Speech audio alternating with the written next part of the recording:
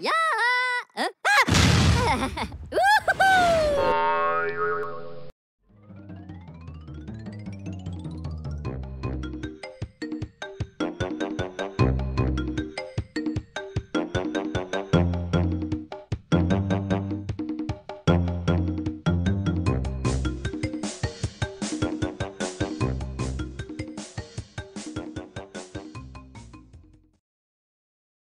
Sejam bem-vindos ao Aprenda a Jogar. Hoje vamos fazer o review do Spartacus, A Game of Blood and Treachery.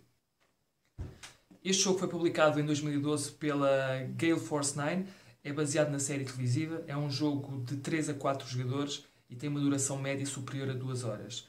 Há uma possibilidade de alterar essa duração para bem menos, mas jogando na sua plenitude, este jogo poderá durar mais de 2 horas e serão 2 horas que passarão num instante. Este jogo utiliza várias mecânicas diferentes, rolagem de dados, leilões, apostas, gestão de mão. São várias mecânicas diferentes, mas todas elas se incorporam muito bem umas nas outras e estas diferentes mecânicas também se justificam pelas diferentes fases que um turno tem. Este jogo tem um tema bastante imersivo, é talvez aquilo que mais me agrada neste jogo. Não é preciso terem visto a série para saberem jogar isto, para tirarem proveito e se divertirem a jogar o Spartacus. Assim, para fazer um breve enquadramento daquilo que se passa aqui dentro, vamos viajar no tempo para a antiga Roma, mais concretamente para Capua, que era uma localidade nos arredores de Roma. E o que nós vamos incorporar ou representar é um chefe de família de uma casa proeminente nesta cidade de Capua. E vamos lutar pelo poder, vamos lutar pela influência, vamos tentar cair nas boas graças das pessoas importantes de Roma. Eu disse que este jogo era bastante temático e eu passo a explicar porquê. Quem viu a série perceberá rapidamente. Tu aqui vais lançar esquemas ou vais arquitetar esquemas contra os teus adversários. E muitas vezes não vais ter influência para os lançar. E o que é que tu fazes nesse momento? Pedes a outra pessoa o seu apoio. Vocês juntam-se e lançam um esquema sobre essa pessoa. Quando tu te juntas a alguém para lançar um esquema sobre outra pessoa, basicamente estás a criar uma aliança. Mas é uma aliança que está a ser criada agora e que 30 segundos depois pode estar a ser destruída. Porque neste jogo só uma pessoa é que ganha e por isso mesmo os interesses pessoais vão sobrepor a tudo o resto. Tal como na série, neste jogo é isto que acontece. Tu vais negociar e negociar. É um jogo de constante negociação. Vais subornar, vais congeminar esquemas para tramares os teus amigos / adversários, mas como só uma pessoa é que ganha, tu mesmo que dês a mão a alguém e sejas fiel até a essa pessoa durante muito tempo, há de chegar a uma altura em que tu vais pensar em ti próprio e vais dar uma boa facadinha nas costas. E por isso mesmo é que eu digo que este jogo é uma experiência sociológica em si. Com o grupo certo de pessoas, vocês vão se divertir imenso, vocês vão rir-se às gargalhadas, vão querer jogar outra vez. Agora, se vocês tiverem amigos a jogar este jogo, são mais sensíveis à falta de palavra, a promessas que não foram cumpridas, a traições, então se calhar vocês vão ter um problema, porque este jogo é um pouco mauzinho nesse aspecto. Portanto, com o grupo certo pode ser fantástico, mas com pessoas mais sensíveis a esse tipo de situações pode ser mesmo um problema e essas pessoas ficam chateadas e não querem jogar mais o jogo. Portanto, tenham atenção e vejam se este jogo é o jogo certo para o vosso grupo. Pessoal, vamos então passar para o tutorial. Eu como vou propor a fazer é fazer um turno do jogo, passar pelas diferentes fases de um turno para que vocês consigam entender como é que é o flow do jogo, perceber mais ou menos as regras, mas obviamente que eu irei fazer isto de uma forma bastante superficial. Se tiverem algumas dúvidas depois coloquem, comentem, perguntem, eu estarei à disposição para responder às vossas questões.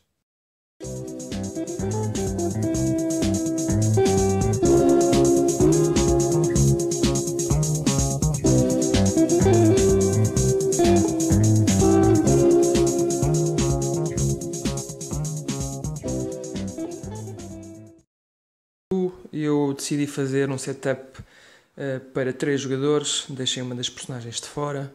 Portanto, temos aqui o jogador vermelho, temos o jogador verde e o jogador preto em jogo.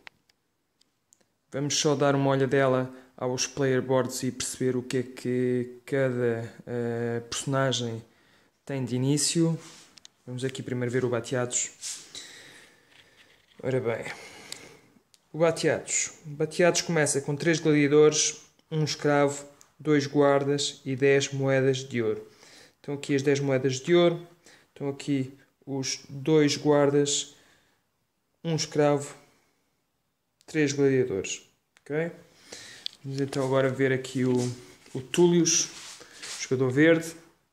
Como podem ver, 2 gladiadores, 3 escravos, 1 guarda, 9 moedas de ouro. Está tudo bem, confere. Vamos então ver agora o jogador preto, que é o Glaber. E o Glaber tem 1 gladiador, 2 escravos, 3 guardas e 10 moedas de ouro. Também confere. Pessoal, vamos agora fazer um pequeno overview dos player boards. Nós vamos assumir esta personagem, o Glaber, e como veem, temos aqui um token no número 4, o que é este track que vai de 1 a 12. Este track de 1 a 12 basicamente é aquilo que define quem é que está à frente e quem é que ganha o jogo. Ganha o jogo quem chegar aos 12 de influência e permanecer lá, isolado, sem mais ninguém, numa determinada fase do jogo. Ou seja, se eu chegasse aos 12 de influência na fase de intriga e mais ninguém chegasse aos 12 até ao final desta fase, eu teria ganho o jogo. No entanto, se alguém conseguir lá chegar e empatar comigo, então esse desempate seria feito por combate na arena. Os jogadores que não tivessem atingido os 12 de influência até ao final dessa fase estariam já eliminados do jogo e seria só um desempate para ver quem ganha o jogo. Eu disse há pouco que há uma forma de reduzir o tempo ou a duração média do Spartacus. É um jogo longo, que demora mais ou menos 2 a 2 horas e meia, mas as regras indicam que há 3 modos para se jogar este jogo. Há um modo difícil, que é começar no nível 1 de influência. Há o modo intermédio, começar no nível 4. E o modo fácil, que é começar no nível 7. Eu prefiro o nível 1, é muito mais desafiante, demora mais tempo, é verdade, demora muito mais tempo para conseguires o que é que quer que seja. Vais subir lentamente, vais descer, vais subir, vais descer e vais subir. Vais ter aqui um período de alguma lentidão na tua fase de crescimento, mas na minha opinião é muito mais desafiante e vai-te dar um gozo quando chegares aqui aos 12, sabendo que começaste no nível 1. No entanto, se tu gostas de jogos mais rápidos e 2 horas, 2 horas e meia são horas a mais, é tempo a mais, então aconselho a começar no nível 4, porque começar no nível 7 o jogo termina num instante, daqui aos 12 é muito rápido cá chegar. E se calhar não tiras partido do jogo. Como vamos só fazer um turno, eu vou colocar aqui o token no nível 4 de influência. Todos os personagens têm o nível 4 de influência também, portanto toda a gente começa com a mesma influência. Há também aqui 4 intervalos diferentes neste track de influência, ou seja, de 1 a 3, tem aqui a dizer End Size 3, quer dizer que eu no final da fase de intriga, que é uma das fases do jogo que eu depois explicarei, eu só poderei ter 3 cartas na mão. Só poderei guardar para o turno seguinte 3 cartas. Perdão. Neste intervalo de 4 a 6, no final desse turno, poderei guardar 4 cartas. No intervalo de 7 a 9, 5 cartas. E de 10 a 12, 6 cartas. Okay? Cada personagem tem 2 habilidades especiais. Eu vou falar delas mais tarde. Vamos então agora passar para o início do jogo. Vamos então ver como é que o jogo começa. A fase da manutenção, o upkeep. Aqui diz Refresh Cards, Heal Injuries e Balance Ledgers. O que é isto do Refresh Cards? Neste momento todas as cartas estão ativas. E estou a falar dos gladiadores e estou a falar dos escravos. O que é estar ativo e o que é estar desativo? Se esta carta tivesse virada para baixo, estaria desativada, desculpem lá. Desta forma, está ativa, mas o jogo também agora começou, portanto, obviamente está tudo ativo. Se tivéssemos já feito um turno, haveria a possibilidade então de esta carta estar virada ao contrário, e nesta fase, ou seja, no segundo turno, na fase do upkeep, eu teria a possibilidade de voltar a ativar esta carta. Okay? Posso também, explicando já esta parte do Balance Ledgers, porque vamos passar a parte do Heal Injuries. Obviamente está tudo muito saudável neste momento, mas passado um turno ou dois é muito possível, muito provável que alguns gladiadores estejam lesionados. Mas o que é o Balance Ledgers? Do lado esquerdo, onde estão os cravos, é fonte de rendimento. Okay? Do lado direito, aqui onde estão os gladiadores, neste caso só tenho um, é fonte de despesa. Eu por cada gladiador vou ter que pagar uma moeda de ouro, nesta fase, e por cada escravo tenho a receber uma moeda de ouro. Neste caso, como eu tenho 2 escravos e um gladiador, eu teria a receber uma moeda, porque 2 menos 1 é simples, conta simples. Aqui o que tem que se fazer é isto menos isto, e depois ou pago ou recebo. Nesta fase, o que eu posso fazer, antes de ganhar ou receber, e lá está aqui Refresh Cards, eu posso desativar cartas ou posso ativá-las. Como está tudo ativo, está tudo ativado, eu posso, neste momento, desativar. E ao desativar, essas cartas estarão fora deste turno. Ou seja, se eu desativasse este gladiador, eu não poderia usar esta carta até ao final do turno. E isso não seria muito inteligente, porque eu posso ser chamado a combate numa fase mais adiantada do jogo e depois eu teria que utilizar um dos escravos para ir a combate, o que seria quase uma morte certa. Okay? Não vou fazer isso, era só para explicar que isto é possível fazer. Este personagem, por acaso, numa fase inicial tem lucro, lá está, 2 escravos, um gladiador, recebo uma moeda de ouro, venho aqui ao banco, venho buscar uma moeda e coloco aqui no meu cofre. Outros personagens não têm fonte de rendimento. Eu não sei se conseguem ver ali o Batiatos, tem 3 gladiadores, tem um escravo, portanto o que ele teria que fazer era gastar 2 moedas e colocar ali no banco. Portanto, nesta fase do jogo, ali o jogador vermelho teria uma despesa, não teria lucro, mas lá está, o que ele poderia fazer para evitar ter de pagar essas 2 moedas era desativar 2 daqueles gladiadores, ou até os 3, mas lá está, não seria muito inteligente, mas pelo menos 2 para ficar só com um gladiador ativo e um escravo ativo, e aí não teria nem que pagar nem que receber. Okay? Vamos agora voltar ao nosso jogador. Vamos então passar para a fase de intriga, e na fase de intriga é muito simples, tiramos 3 cartas para cada jogador do baralho de cartas de intriga, jogamos então os esquemas, as cartas que não quisermos usar e se quisermos abdicar delas, ganhamos o dinheiro que elas valem, e podemos também usar as habilidades especiais das nossas personagens, que é este texto que aqui vêem. São 2 habilidades especiais por cada personagem, e elas poderão ser usadas nesta fase do jogo. Eu já me adiantei, eu já vim aqui ao baralho de intriga, tirei 3 cartas por cada jogador. Okay? Também estão ali 3 cartas. Nesta fase do jogo, os guardas que nós temos, pegamos neles, viramos ao contrário, porque também são cartas de intriga, juntamos as cartas que nos saíram, aqui fazemos o mesmo, e ali faríamos o mesmo, só que aquilo está muito longe, desculpem lá a minha preguiça. Vamos então agora ver que cartas é que nos saíram. Bem, estas foram as cartas que me calharam, estas 3 já eu as tinha, foram os guardas com que eu comecei o jogo. As de baixo foram as cartas que me saíram agora nesta fase de intriga.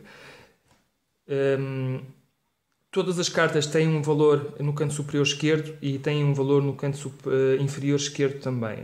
Ou seja, aqui em cima significa que eu tenho que ter esta influência para poder usar esta carta, esta ou mais. Neste caso, 0 de influência, eu poderia usar esta carta. Também poderia usar esta carta porque diz que eu preciso ter 4 de influência e nós começamos agora com 4 de influência. Agora, se tivéssemos começado com um nível mais avançado, mais difícil, com um nível 1 de influência, então esta carta não poderia ser usada. E esta aqui, 6 de influência, portanto, para já eu não tenho influência suficiente para poder jogar esta carta. Todas as cartas têm um valor no canto inferior esquerdo, e este é o valor que estas cartas valem caso eu queira abdicar delas sem as usar. Não poderei vender a outros jogadores, eu descartarei estas cartas e receberei o dinheiro do banco, ok? O que é que estas cartas significam? Elas dizem aqui Reaction, esta também diz Reaction, e estas duas dizem Scheme. Portanto, as azuis são esquemas, as outras 4 cartas são reações. Normalmente as cartas vermelhas e as cartas de guarda só as poderás usar caso estejas a ser atacado por alguém. As cartas azuis normalmente podes usar se tiveres a influência necessária para as usar. Há cartas vermelhas que ainda assim poderás usar mesmo que não estejas a ser alvo de um esquema. Bem, vamos falar um pouco sobre os guardas agora. Tenho aqui 3 guardas. Tentar perceber o que é que eles fazem.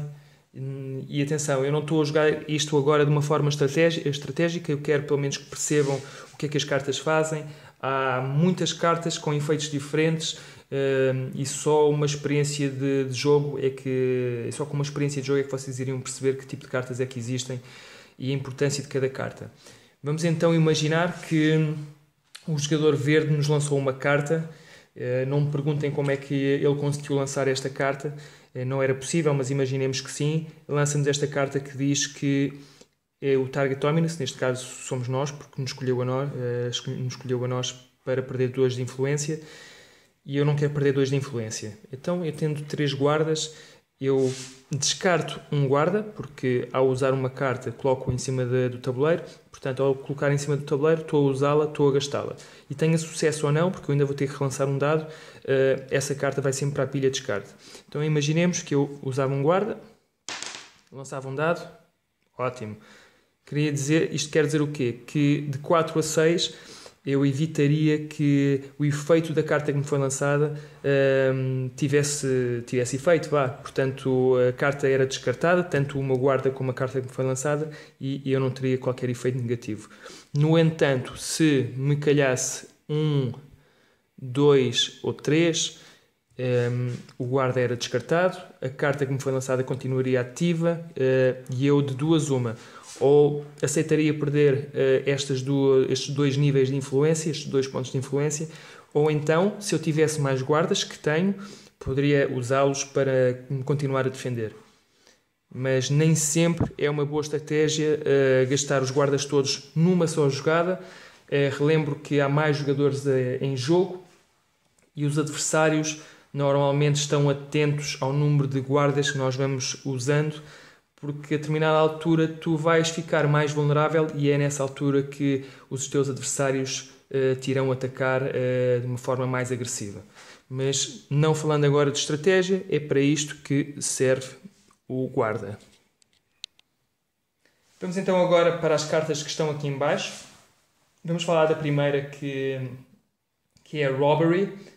E esta carta, basicamente o que faz é, nós escolhemos um adversário, não necessariamente um adversário, porque diz Target Dominance, portanto é a minha escolha, poderia escolher-me a mim mesmo, mas não faz sentido eu roubar 3 moedas de ouro a mim mesmo. Portanto, esta carta teria que ser obrigatoriamente usada sobre um adversário. E o que aqui diz é que o jogador que estaria a ser alvo deste esquema teria que te pagar a ti 3 moedas de ouro. Bastante simples, depois o adversário ou se defende ou não, fica ao critério dele. Vamos então a falar agora desta carta Buying Secrets. Requer 4 de influência para ser jogada, eu não falei, mas esta aqui requer 0 de influência, portanto poderia jogá-la. Esta aqui também, porque começando o jogo com 4 de influência é uma carta que eu posso usar, mas se nós começássemos num nível mais avançado, ou seja, com 1 ponto de influência, esta carta não poderia ser lançada, pelo menos jogá-la sozinho. Mas eu depois explico como é que nós podemos pedir apoio de outros jogadores. O que é que esta carta faz? Eu escolho um Dominus, eu escolho um adversário.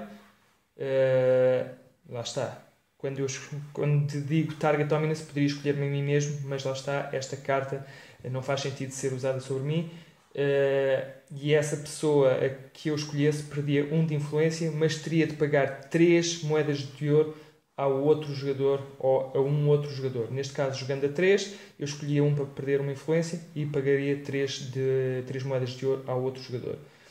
Se fôssemos 4 jogadores, então aí eu teria que escolher quem é que receberia 3 moedas de ouro. E aí tornaria muito mais interessante a dinâmica do jogo, porque eles, se calhar, os 2 jogadores que estariam de fora a ver o que estava a passar, iriam tentar ganhar estas 3 moedas de ouro, provavelmente oferecer-te-iam um acordo, engraxar-te-iam e iriam fazer promessas de que não iriam atacar, qualquer coisa. Portanto, é uma carta interessante porque vai fazer com que os outros jogadores se interessem pelo que está a passar no jogo. Falando agora nesta carta. Esta carta só pode ser usada se alguém, e estou a dizer alguém porque aqui não diz especificamente sobre quem é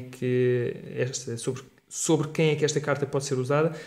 Se alguém estiver a ser atacado, se alguém estiver a ser alvo de um esquema, inclusivamente tu poderás usar esta carta, se tiveres influência necessária.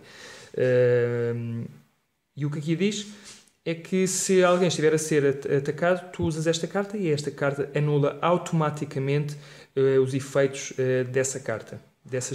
E isto só pode anular esquemas, portanto só pode anular cartas azuis. Esta carta, como tem 6 de influência e nós só temos 4 de influência, não poderia ser usada, mas eu vou explicar já de seguida como é que é possível usar cartas cuja influência é superior àquela que nós temos neste momento. Bem, eu falei que iria explicar como é que é possível usar cartas cuja influência é superior àquela que nós temos neste momento. Eu tenho 4 de influência. Esta carta, para ser usada, para eu poder usar esta carta, teria que ter 6 de influência. Portanto, eu para a usar, eu teria que pedir o apoio de outras pessoas. Como vocês já viram, todos os meus adversários começam com 4 de influência, tal como eu. E o que é que eu poderia fazer neste momento? Imaginemos que alguém me está a atacar, que alguém me lança uma carta que me faz perder lá qualquer coisa, seja influência, seja dinheiro, seja perder um gladiador, um escravo, porque há cartas que nos obrigam a perder escravos e gladiadores, e eu não quero mesmo perder aquilo que tenho.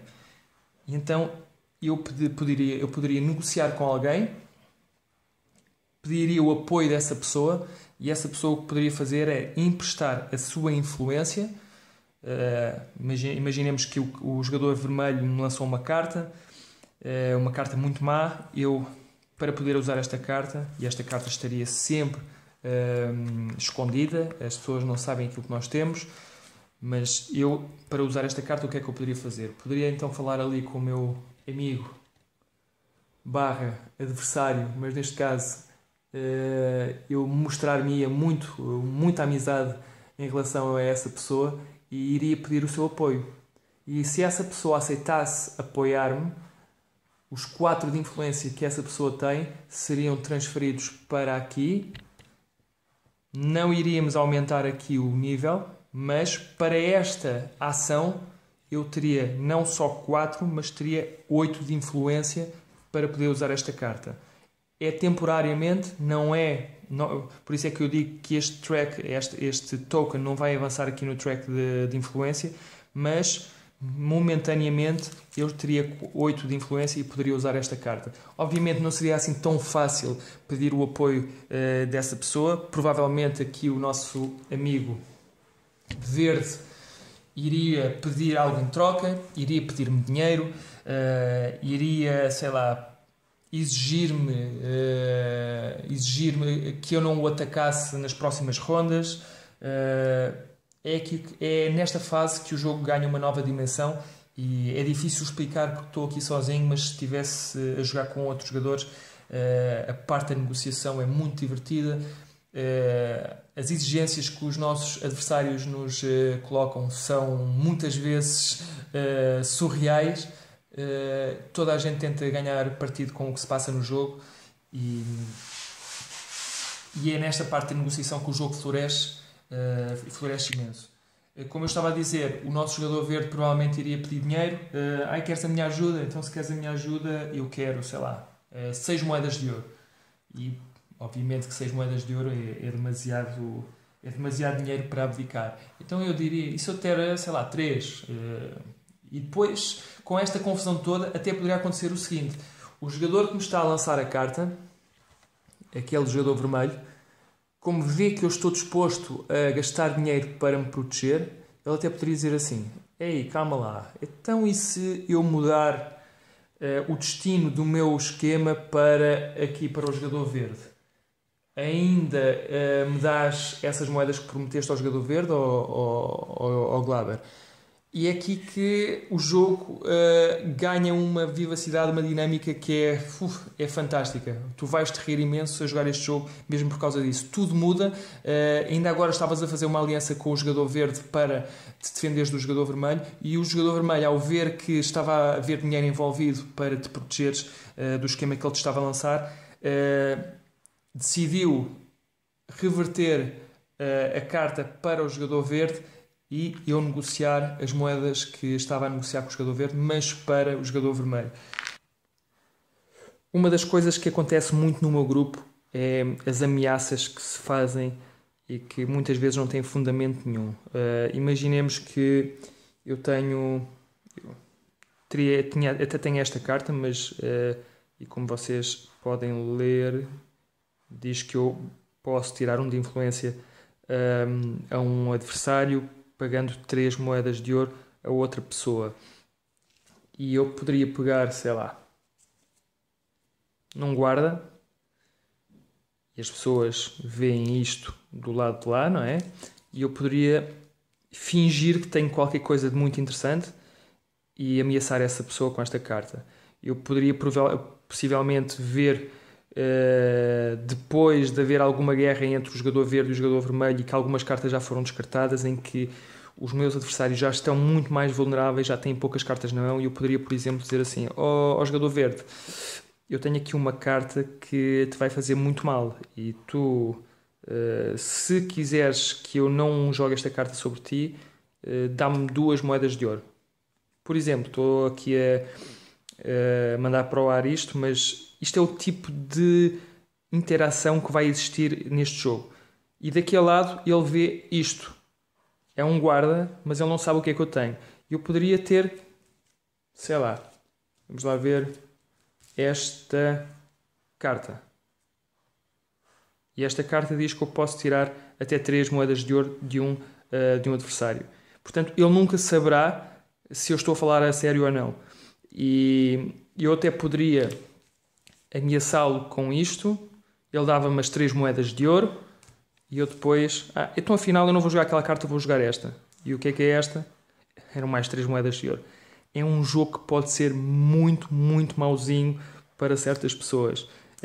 Se sabes mentir bem, se fazes bom bluff, se tens uma boa estratégia, porque é preciso uma boa estratégia, porque jogar à bruta, lançar as cartas todas ao mesmo tempo, não é uma boa estratégia. Às vezes é bom ver os adversários atacarem-se um ao outro, vê-los a gastar cartas, e no momento certo, tu que ainda tens muitas cartas e eles já estão muito mais vulneráveis, não têm tanta defesa, tu sabes pelo número de cartas que têm na mão, então aí sim começas a atacá-los. Ou então, se não queres atacá-los, podes ameaçar, podes tirar partido, podes ganhar uma vantagem enorme psicológica sobre os adversários, porque basta mostrar que tens, sei lá, este número de cartas na mão e eles veem um molho e não sabem o que é que tu tens, e eles poderão só ter 1 ou 2 cartas na mão, e tu aí poderás fazer uma chantagem bastante produtiva para o teu lado.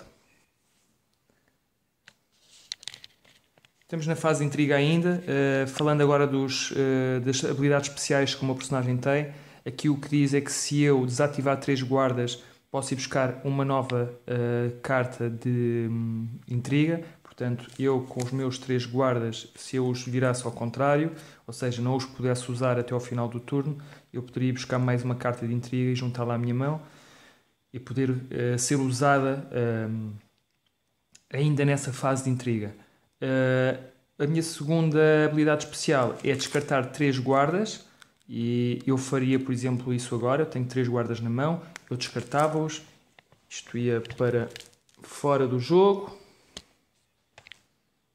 e eu subiria um de influência. Okay? Recordem-se que o objetivo é chegar aos 12 de influência, portanto, não sei se conseguem ver, é chegar aos 12 de influência, portanto ainda estávamos bastante longe, mas com esta habilidade especial consegui facilmente subir uma influência. Agora, eu vou olhar para as minhas cartas, vou tentar perceber aquilo que me dá jeito de manter ou não, porque eu posso ter até 4 cartas na mão e tenho 3, portanto até as posso manter, mas eu neste momento não poderei usar esta carta, teria que pedir o apoio de alguém e é muito difícil eu conseguir pedir o apoio de alguém sem dar alguma coisa em troca. Portanto, eu neste caso, e não estou a falar de, não estou a jogar isto de forma estratégica neste momento, eu vou vender esta carta ao banco, vale 3 moedas, vem aqui para a pilha de descarte e eu iria buscar 3 moedas ao banco, ok? E as moedas são muito importantes para as fases seguintes. Estas 2 cartas eu mantê-las para o próximo turno, portanto a minha mão está com 2 cartas e eu até poderia ter mais 2. Vamos então avançar para a fase do mercado, ok? Esta aqui. Vamos então agora passar para a fase do mercado e vamos começar pelo Open Market, que é a primeira fase. E o que é o Open Market? O Open Market é um mercado livre, como diz a tradução, e o que nós fazemos é falar uns com os outros jogadores e fazer trocas, fazer negociações em relação àquilo que nós temos neste momento. Como eu disse há pouco, nós não podemos fazer trocas de cartas de intriga, não podemos negociá-las, mas podemos negociar tudo o resto. Nós podemos vender, por exemplo, gladiadores, podemos vender escravos, e isto é uma negociação aberta. Nós falamos com os nossos adversários, combinamos os negócios que estivermos a combinar e fazemos as vendas, compramos o que vocês quiserem. Isto é feito de uma forma muito rápida e avançamos então agora para a próxima fase, que é a fase do leilão de mercado, que é o auction. Chegamos à fase do leilão e o que é que nós fazemos na fase do leilão? Nós pegamos em todas as nossas moedas, que elas estão a fugir, colocamos-las na mão fechada. Neste momento nós não queremos que os nossos adversários saibam quantas moedas nós temos, colocamos assim a mão, ok? Mas antes disso o que vai ser feito é, vamos colocar 3 cartas no tabuleiro. Porquê 3 cartas? Porque são 3 jogadores que estão em jogo. Se fôssemos 4, seriam 4 cartas. Portanto, o que é que se vai fazer agora? Nós não sabemos o que é que vai sair dali, mas o que eu vos posso dizer é que podem sair gladiadores e não serão gladiadores básicos. Os gladiadores básicos são aqueles que nos são sorteados no início do jogo com a border branca. Eu estou aqui a falar de um escravo, mas os gladiadores é a mesma coisa, ok? E que têm habilidades iniciais muito fraquinhas.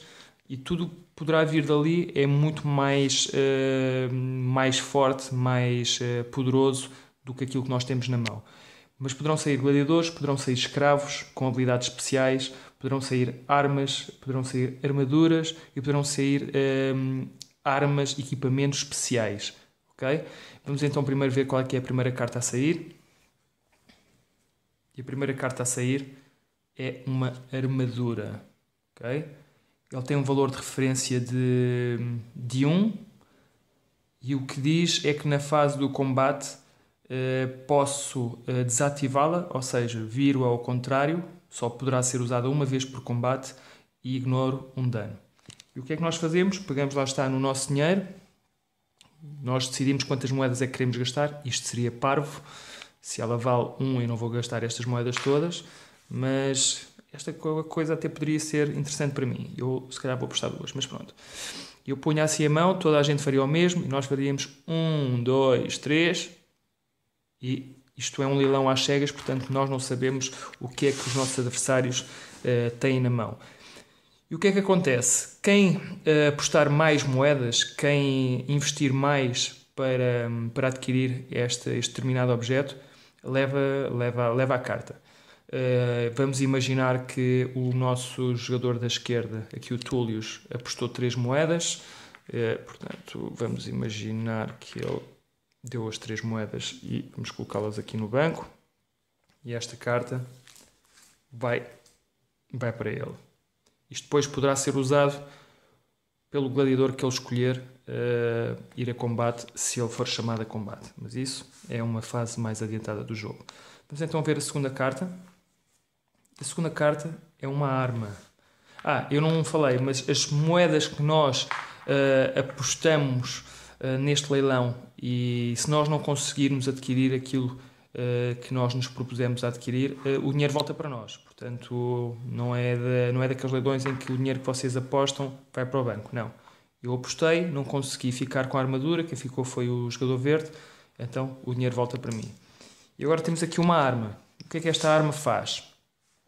Esta arma permite relançar um dado de ataque sempre que atacas, não é? Portanto, não é um daqueles objetos que só poderás usar uma vez durante o combate. Aqui poderás usar múltiplas vezes, mas só poderás usar uma vez por ataque. Ok? Isto é uma carta até bastante interessante. Então vamos lá. 1, 2, 3. E eu apostei 3 moedas, mas ali o goloso lá do lado contrário apostou 4. Então esta carta vai para o jogador vermelho. Estão aqui 4 moedas e ele gastava as 4 moedas. E agora falta a última carta. A última carta é um gladiador. E este gladiador é bem melhor do que aqueles que nós temos junto ao nosso player board. Eu vou aqui, a título de comparação, compará-lo com aquele que eu tenho. Como vocês veem, o vermelho, que é o ataque, o novo gladiador tem 4, o outro tem 2. A defesa tem mais e no movimento está igual. Mas tem uma habilidade especial, coisa que os gladiadores iniciais não têm. Este aqui diz que todos os gladiadores que forem derrotados por este gladiador são automaticamente decapitados. E isto é muito importante para uma fase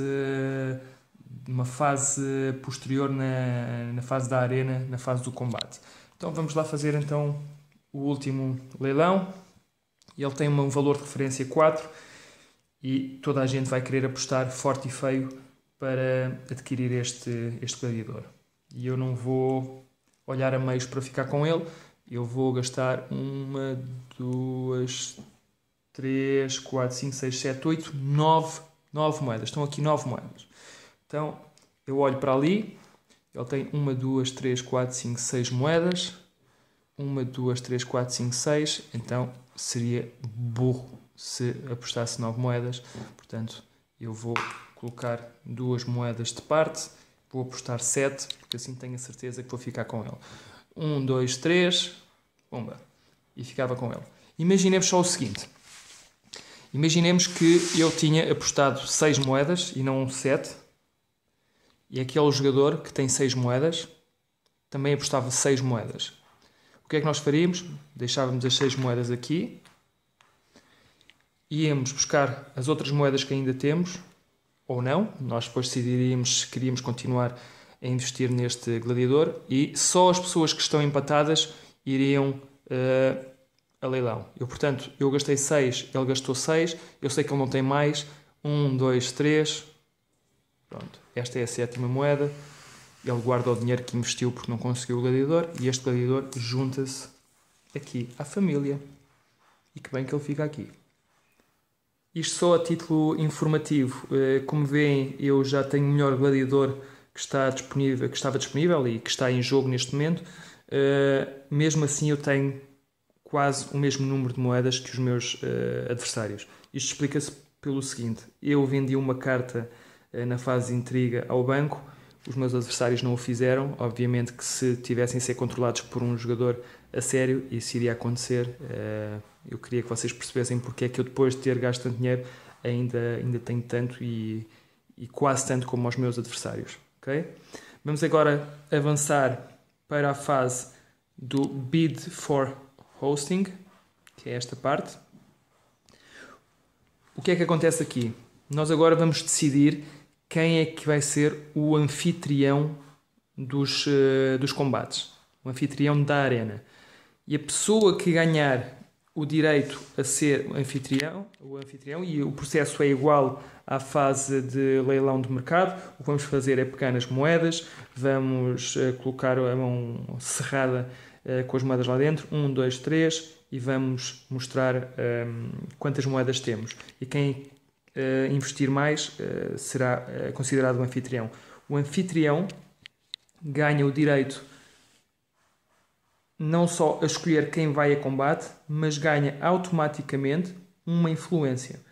Ok? Portanto, esta parte é muito importante também para ganhar influência. Eu vou pegar em todo o dinheiro que tenho, que são 3, 4, 5, 6, 7, o que seria injusto para os meus adversários que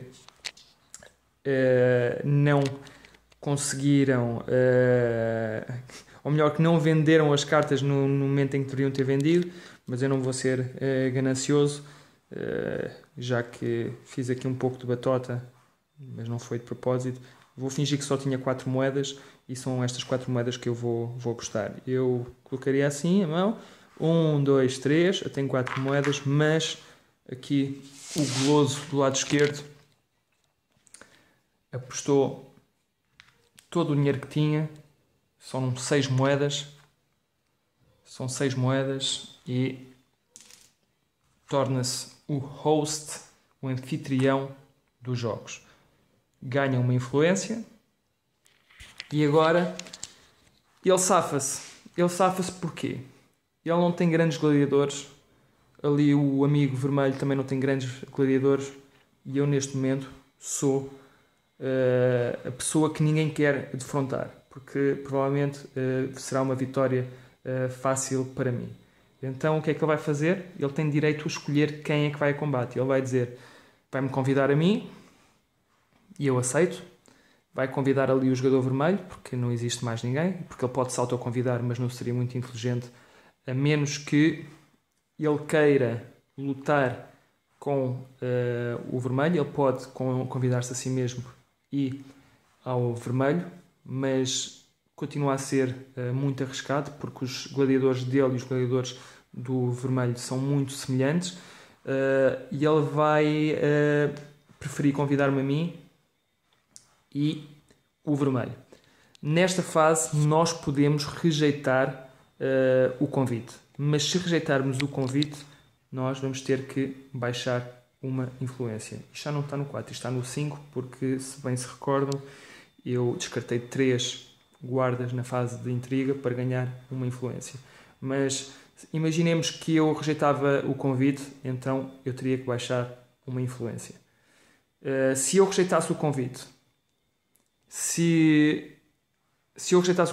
então eles os dois teriam que ir a combate, ok? Porque não há mais alternativas. Se ainda assim o verde tivesse convidado a mim e eu rejeitasse, convidava o vermelho e ele rejeitasse, então não haveria combate. Eu e o vermelho perderíamos uma influência e o verde não perderia nem ganharia. Não haveria combate nesta fase, mas ganhou o verde porque conseguiu baixar-nos a influência sem ter que ir a combate. E isso normalmente não acontece, é muito pouco usual isso acontecer, é muito pouco comum. Vamos só aumentar outra vez aqui para o 5. Então ele diz que me quer ver a combater com o vermelho. Eu aceito. E o vermelho aceita, só para vermos como é que o combate é feito. E nós vamos a combate. Ok? Vamos avançar então para a fase da arena. Chegamos então à fase do combate, à fase da arena. Eu coloquei ali 2 miniaturas aleatoriamente, não interessa o formato delas, elas valem o mesmo. Aquilo que nós fazemos é escolher que gladiadores é que vão ao combate. Obviamente que eu escolho este e o adversário escolheu este e leva a sua arma que comprou na fase do mercado. Okay? Ele normalmente colocaria isto perto de si, mas para vocês perceberem melhor as habilidades que cada um tem, eu vou colocar um ao lado do outro. Eu vou ser o jogador número 1, não sei se vocês conseguem ver, mas está aqui um 1, e debaixo daquele gladiador, daquela miniatura, está o número 2. E o que é que se vai fazer agora? Agora vamos apostar, e é uma forma fácil de fazer dinheiro, mas bastante arriscada. Aqui está sempre a fugir. E o que é que nós podemos fazer? Podemos apostar na vitória de um gladiador, e posso fazer isso eu que estou a lutar, pode fazer o meu adversário e podem fazer os jogadores que não estão neste momento em combate. E o que aqui diz, por exemplo, é que se eu apostar aqui, aposto na vitória do jogador 1. E por cada moeda que eu apostar, se ele ganhar, eu ganho uma moeda adicional. E posso apostar no máximo 3 moedas. E eu, sabendo da força do meu gladiador, espero não estar a ser demasiado confiante, mas eu pego em 3 moedas, ainda não falei destes tokens que existem circulares, e coloco por cima para identificar que aquelas moedas que estão ali foram apostadas por mim. Toda a gente vai fazer apostas se entender que o deve fazer. Às vezes não há dinheiro para fazer apostas e não os fazem, mas normalmente toda a gente aposta porque é uma das formas mais fáceis de fazer dinheiro. Então, nesta fase em que, nesta altura em que há um gladiador que é bem mais forte do que o outro, apostar noutro sítio que não seja ali seria um erro, mas há outras coisas onde nós podemos apostar. Ali, se vocês virem, é apostar no jogador 2, e vamos só colocar, o jogador verde não tem dinheiro, portanto não vai apostar. O jogador vermelho, se fosse inteligente, apostaria na minha vitória, mas é uma das regras, nunca se pode apostar na vitória do adversário, portanto ele não o vai fazer. E deste lado, é muito mais difícil ganhar a aposta, mas a recompensa, caso consigas acertar nessa aposta, será muito maior. Aqui apostas na decapitação, portanto, por cada moeda que apostas ganharias 2, mas nós temos aqui uma situação, é que a habilidade especial deste gladiador diz que qualquer gladiador que perca com ele é automaticamente decapitado.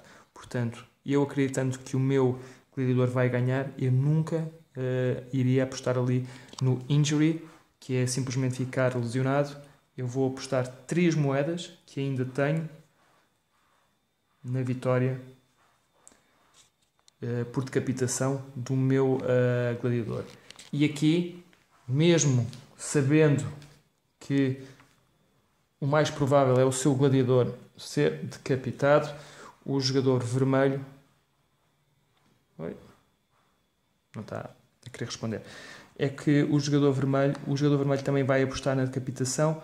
Ele aqui não está a dizer quem é que vai ser decapitado, ele até poderá estar a acreditar que quem vai ser decapitado sou eu. Isso é muito pouco provável que aconteça, mas ele, sabendo mais ou menos que é muito provável perder o combate, ele quer pelo menos ganhar alguma coisa com isso e acredita que o seu gladiador vai ser decapitado, e por isso mesmo ele apostou ali 3 moedas na decapitação. Vamos então à fase do combate propriamente dita. Pois bem, estamos agora na fase de combate. Só para vocês perceberem que valores são estes: 4 de ataque são 4 dados vermelhos, 3 de defesa, 3 pretos, 3 azuis, 3 de movimento são 3 azuis, e ali é a mesma coisa: 2 azuis, 3 pretos, 2 vermelhos. Como é que o combate se vai desenrolar? A primeira coisa a fazer é lançar sempre os dados azuis, eu lançaria os meus dados azuis. 3 mais 3 mais 1 dá 7. Portanto, vamos agora lançar estes dados. Dá 5. Portanto, a iniciativa foi ganha por mim, pelo jogador número 1. E o que é a iniciativa? Quem ganha a iniciativa escolhe quem é que começa primeiro. Ele tem 2 de movimento, eu tenho 3. Eu, se andar 1, 2, 3, eu não consigo atacá-lo. Ainda estou a 2 espaços e eu, para atacá-lo, teria que estar adjacente ao meu adversário. Portanto, o que eu vou dizer, ou melhor, o que eu vou decidir é que quem vai começar primeiro é o meu adversário. E ele também não é parvo, porque se fizesse 1, 2, eu 1, 2, 3 conseguiria atacar. Ele, portanto, vai andar 1, 2 e assim eu com esta movimentação não vou conseguir atacá-lo, pelo menos para já. 1, 2, 3. Não podendo atacá-lo já, vamos ter que lançar novamente os dados. 5, 8, 10. Portanto, é muito difícil que o meu adversário consiga ganhar iniciativa com 2 dados, mas consegue. Com 11 consegue. E então ele vai aproveitar para tentar atacar, porque se não o fizer, vai ser uma morte muito rápida. Então, 1 e vai atacar. Porque o que nós podemos fazer no nosso turno é atacar e mover, ou mover e atacar. Não podemos mover, atacar e mover. Ele já se moveu, agora vai ter de atacar, está no espaço adjacente. O que é que ele vai fazer? Vai pegar nos seus dados vermelhos, que são os dados de ataque, e ele tem 2 dados. Lança os dados. Ok, calhou um 5 e um 2. E eu vou lançar os meus 3 dados de defesa.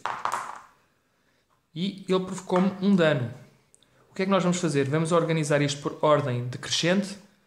Ele faz o mesmo. Isto quer dizer que ele conseguiu dar-me um dano no primeiro dado. No segundo eu defendi-me e ele não tem um terceiro dado.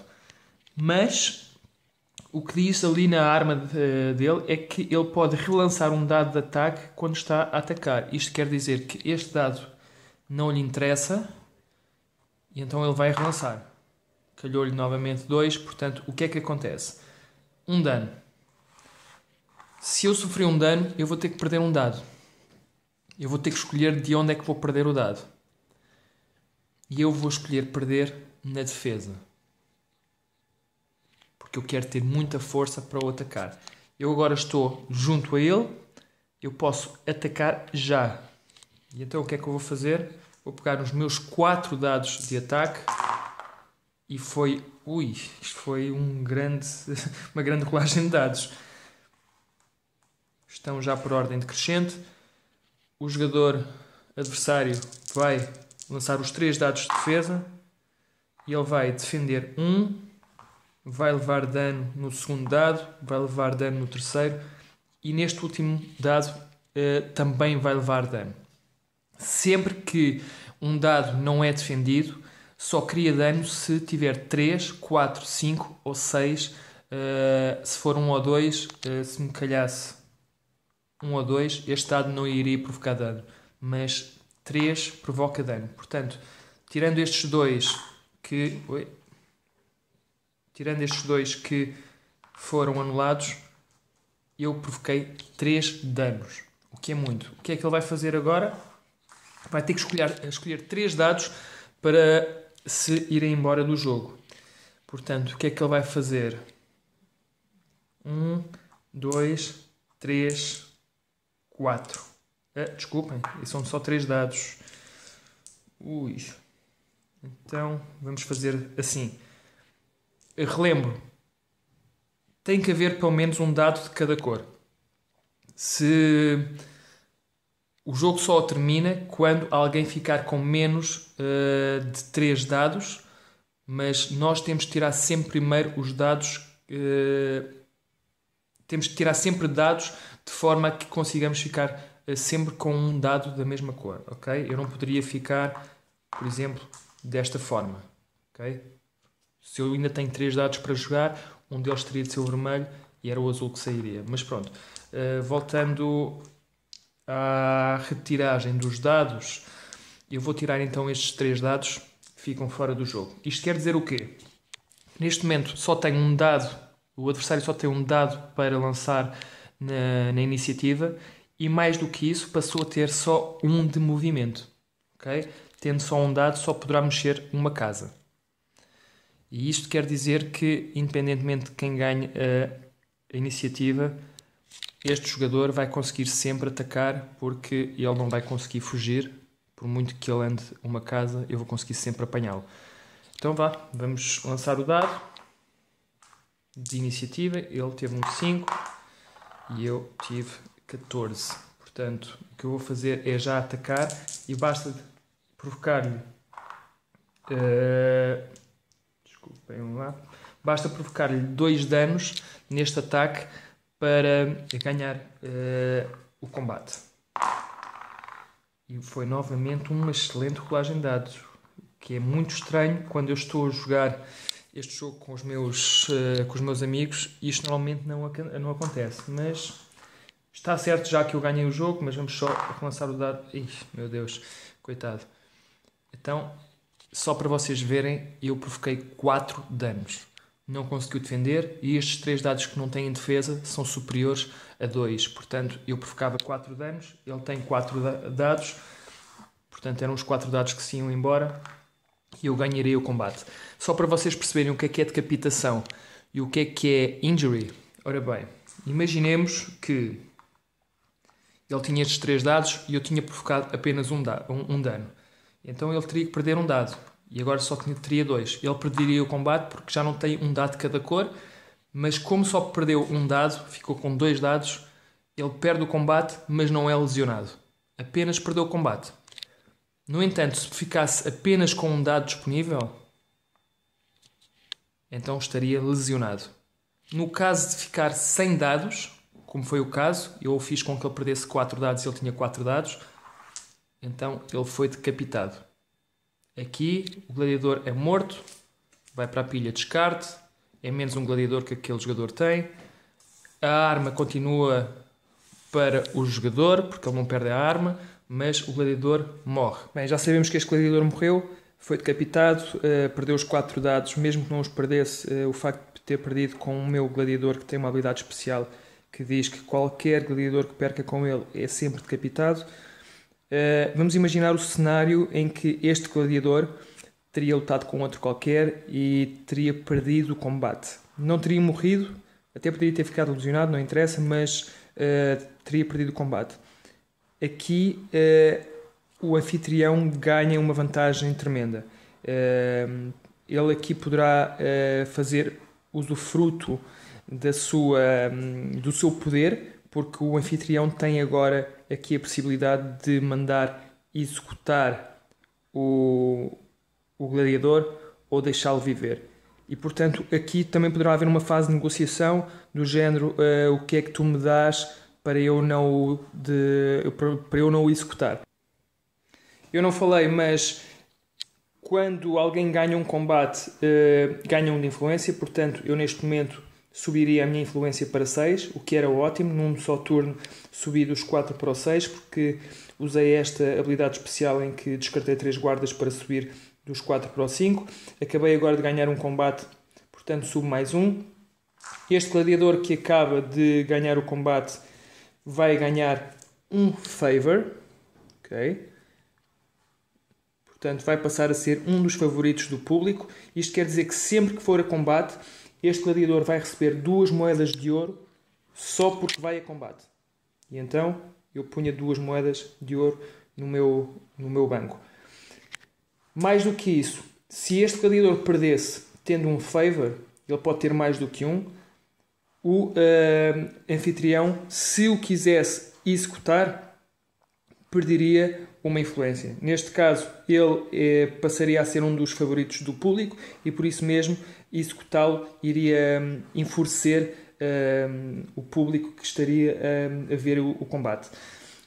Quando ganha o segundo combate, passa a ter 2 favors e quando for a combate já receberia 4 moedas. À terceira vitória, em vez de receber um novo favor, passa a ser um champion, passa a ser um campeão, recebe 6 moedas, porque cada favor token vale 2 moedas e um champion equivale a 3 favor tokens. Mais do que isso, este gladiador, se for considerado um champion, nunca poderá ser executado. Portanto, não existe isto, isso deixa de existir para este gladiador. Um campeão nunca pode ser executado. Este foi o personagem que foi a combate comigo, é o personagem vermelho. O que é que acontece depois de ter perdido? Já sabemos que este gladiador foi decapitado, portanto morre, sai do jogo, vai para a pilha de descarte. A arma que o gladiador tinha regressa à casa, portanto poderá ser utilizado por outro gladiador, portanto as armas não se perdem. E em relação à influência, a influência não desce, ok? O vencedor ganha uma influência, mas quem perde não perde influência. Antes de iniciarmos o segundo turno, há uma coisa a fazer. Não se esqueçam que foram feitas apostas. Eu apostei que o jogador preto, neste caso eu, iria ganhar. Eu apostei 3 moedas, o máximo que se pode apostar. E na vitória, cada moeda que se aposta ganha-se uma adicional. Portanto, as 3 que eu ganhei, as 3 que eu apostei vão para o meu banco e vou buscar mais 3 moedas. Okay? Então aqui mais 3 moedas e eu vou colocar aqui no meu banco. Vou buscar o meu token também. Mas eu não fiz só aposta na vitória. Eu fiz aposta também na decapitação. Que foi o que aconteceu. Portanto, aqui já ganho 2 moedas por cada moeda apostada. E eu neste caso vou ganhar 9 moedas, ou melhor, vou recuperar as 3 moedas que apostei e vou buscar mais 6. Isto é fácil, basta, se vocês apostaram uma moeda e ganharam, colocam 2 em cima. Como eu pus 3 moedas, colocando 2 em cima, eu no total iria ganhar 6 moedas. A mesma coisa aqui para o jogador vermelho, que apesar de ter perdido o combate, ele apostou que o desfecho do combate iria acabar em decapitação e foi o que aconteceu, portanto também ele ganhou a aposta. Portanto, 9 moedas aqui para o jogador vermelho. Acaba assim o turno e vamos só dar uma espreitadela de como é que começa o segundo turno. Pessoal, chegamos então agora ao segundo turno. E o que vamos fazer no segundo turno é exatamente a mesma coisa que fizemos no primeiro. Vamos começar pela primeira etapa, pela primeira fase, que é o upkeep, a fase da manutenção. E na fase da manutenção, a primeira coisa a fazer são os refresh cards. Refresh cards, como eu disse anteriormente, é desativar cartas que estão ativas, se eu achar que não vou necessitar delas, para poder ganhar dinheiro. Neste caso, se eu desativar aquela carta, eu, com 2 escravos ativos e um gladiador ativo, teria que receber uma moeda mais uma moeda, 2. Teria que pagar uma moeda, portanto eu teria um lucro de uma moeda. Se eu decidir não desativar esta carta, então não pagaria nem receberia nada. Se eu tivesse cartas desativadas do turno anterior, eu poderia então ativá-las. Portanto, esta fase eu posso ativar o que estava desativado e desativar o que está ativo. Vamos então só colocar aqui uma situação, porque no primeiro turno isto não aconteceu, que é o Heal Injuries. Vamos supor que o gladiador que acabou por ser decapitado teria ficado lesionado e não teria sido decapitado. O que é que acontece? Quando um gladiador se lesiona, fica desativado, fica virado ao contrário, ok? E colocamos um marcador que é o Favor Token, mas do lado inverso, que diz, desculpem lá, Injured. Okay? Não sei se vocês conseguem ver, mas o que aqui diz é que para o conseguires curar, terás que lançar um dado com o resultado 4, 5 ou 6. 2 ou 3, o efeito é nulo, portanto ele não se cura, mantém-se tal como está. Mas se calhar 1, então o tratamento correu mal e o gladiador morre. Okay? Portanto, vocês também têm que ter algum cuidado quando querem curar um gladiador, porque eu sei que a probabilidade é pequena, mas poderá acontecer. Vocês tentam curá-lo e acabam por matá-lo. Vamos só aqui ver se teríamos sorte. Com 2 ele manter-se-ia lesionado. Já sabem, 4, 5 ou 6. Ele perderia este token e ficaria novamente à vossa disposição.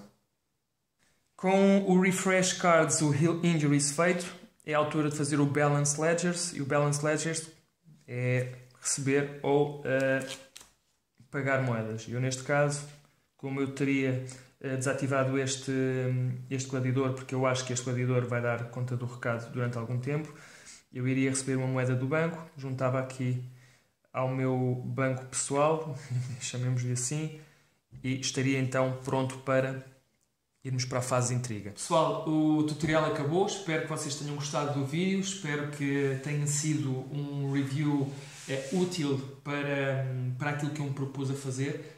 Se vocês estavam interessados em comprar o jogo, ou mesmo se não estavam interessados, e se este vídeo aguçou o apetite e o interesse pela compra do mesmo, acho que já deu para perceber mais ou menos como é que se joga. Fiz um pequeno overview das regras, um pequeno overview também das diferentes fases do jogo. Acho que agora estão preparados para o jogar. Ainda assim, se o decidirem fazer, se comprarem o jogo, por favor, coloquem um livro de regras, um manual de regras bem por perto, porque quase de certeza que vão precisar dele. Vamos então agora às notas finais. Vou falar um pouco sobre as características deste jogo. A primeira que eu quero falar é sobre o tema. O tema neste jogo, como me deu para ver, e apesar de eu não ter aqui adversários reais que compitam comigo, é um tema bastante imersivo. Se viste a série, certamente que ao ver o review identificaste muitas parecenças com aquilo que se passa na série. Tu envolves-te mesmo na trama da série, vais estar a negociar, a trapacear os teus amigos e vais-te divertir imenso. O tema é fantástico neste jogo, está presente em quase todas as fases do jogo. Em relação à complexidade do jogo, é média, não é um jogo muito difícil de aprender. No entanto, também não creio que seja um jogo que eu ensinaria a alguém que está agora a começar a entrar neste hobby. Há várias decisões que tens que tomar, requer alguma astúcia. A estratégia normalmente, se for boa, compensa aqui o fator sorte que ainda é grande neste jogo, mas não creio que o tipo de decisões que vais tomar seja um verdadeiro quebra-cabeças e que te mates a pensar sobre o que deves fazer. É um jogo de decisões rápidas, mas sobretudo a tua capacidade de negociação, a tua capacidade também de antecipar alguns movimentos dos adversários poderá fazer a diferença. Mas ainda assim, tendo experiência noutros jogos, eu creio que o Spartacus é um jogo em que a complexidade não é por aí além, portanto eu daria uma complexidade média a este jogo. A arte deste jogo é bastante boa, a qualidade das cartas é boa, as ilustrações das mesmas são muito interessantes. Todas as imagens que vocês veem nestas cartas reportam à série, não há uma única imagem que não seja tirada da série que deu na televisão. Portanto, isto faz com que a arte nos envolva ainda mais na temática, que é bastante grande, mas tudo o resto, os componentes bem detalhadas, as miniaturas, os player boards de material grosso, difícil de estragar, a própria arena muito bem ilustrada, que nos faz reportar também para aquilo que se passa, porque tem aqui um pouco de sangue, está muito bem feito. Eu daria uma nota muito alta, muito elevada para a arte deste jogo. Fator sorte. Fator sorte para mim é talvez aquilo que eu consideraria o ponto fraco deste jogo. Este jogo tem muita coisa boa, ainda assim, se há alturas do jogo em que me apetece virar o tabuleiro do avesso e sair de porta fora e não jogar mais, é na fase da arena em que estamos a lutar um contra o outro. e de repente numa rolagem de dados muito boa do adversário e uma má rolagem minha faz com que um combate seja extremamente desequilibrado. É verdade que os gladiadores que vão surgindo e os equipamentos que vamos comprando vão mitigando esse fator sorte por causa das habilidades especiais que os gladiadores têm e das características que os equipamentos têm. Ainda assim, não está todo excluído um combate extremamente estranho em que provavelmente irias ganhar porque tens um gladiador bem mais forte e de repente uma má rolagem de dados, uma boa rolagem de dados do adversário destrói-te por completo e não faz sentido nenhum, mas no entanto isso acontece poucas vezes, mas acontece. Não sei se isso traz alguma realidade ao jogo, de qualquer forma eu diria que este é o ponto fraco do jogo, o fator sorte. Ainda assim, repito, consegue ser controlado através das cartas que vais adquirindo ao longo do jogo. Este jogo tem bastante rejogabilidade. Porquê? Porque as cartas de intriga são imensas. Eu não coloquei todo o baralho de intriga aqui neste tutorial. Este baralho já é bastante grande e poderia pôr um molho assim, não está aqui por perto se não mostrar-vos, mas há uma imensidão de cartas, as cartas são muito diferentes umas das outras e cada jogo vai ser diferente porque tu vais ter na mão cartas diferentes para jogar, vais sentir que vai ser uma experiência diferente a cada jogo que fazes. Para além disso, o baralho de mercado, que eu vou também mostrar, é enorme também, é muito grande. Tu não vais utilizar nem metade das cartas num jogo e é possível que tu consigas ver alguns gladiadores neste jogo e no jogo seguinte vês outros diferentes, escravos diferentes, equipamentos diferentes. Todas as vezes que jogares vais encontrar cartas de mercado diferentes. Portanto, creio eu, e então se tu fores escolhendo personagens também diferentes a cada jogo que jogas, a experiência vai mudar e creio que a rejogabilidade deste jogo é também extremamente alta. Pessoal, estamos na reta final do vídeo, espero que tenham gostado do review e do tutorial que eu preparei para vocês. Espero que tenha sido interessante, mais do que isso, espero que tenha sido útil, sobretudo para aqueles que estavam, para aquelas pessoas que estavam interessadas no jogo, mas que ainda tinham algumas dúvidas. Espero ter dissipado algumas dúvidas. Para quem não conhecia o jogo, espero que tenha gostado. É um jogo muito interessante, é uma experiência dentro do jogo, socialmente é dos jogos mais interativos que eu já joguei. Por isso é que eu acho que as 2 horas e meia que o jogo dura são 2 horas e meia que passam a correr. Os minutos passam e nem te vais dar conta disso. Por isso mesmo, vais estar sempre a falar com os teus amigos, vais estar constantemente a interagir e o tempo passa mesmo a correr. Eu não tinha falado nisto, mas este jogo já tem uma expansão que eu já adquiri. Traz novas cartas e nessas cartas trazem novos gladiadores, trazem novos equipamentos, trazem escravos, trazem novas cartas de intriga e eu não sei se eu mostrei algumas cartas da expansão porque elas já estão todas misturadas e traz 2 novos personagens que fazem talvez da expansão algo enriquecedor ao jogo, é que permite que o jogo seja jogado a 6 jogadores e isso pelo menos no meu grupo era importante e era algo que eu achei que poderia dar uma mais-valia ao jogo. Mas a versão base em si é muito boa e vocês deverão sempre primeiro experimentar a versão base para ver se vale a pena adquirir a expansão, porque na minha opinião, e uma das mudanças também que a expansão traz, ou uma das regras adicionais, é que há a possibilidade de combate de 2 contra 2 entre equipas. E isso também é uma mudança interessante. Mas para mim a grande mais-valia, o ponto forte desta expansão é mesmo a possibilidade de aumentar o número de jogadores. E chegamos ao fim do vídeo, espero que tenham gostado. Feedback, por favor, preciso disso. Já tenho algumas ideias dos próximos reviews, mas eu vou deixar-vos em suspense e a seu tempo vocês saberão o que é que eu tenho preparado para vocês. Até lá, divirtam-se muito a jogar.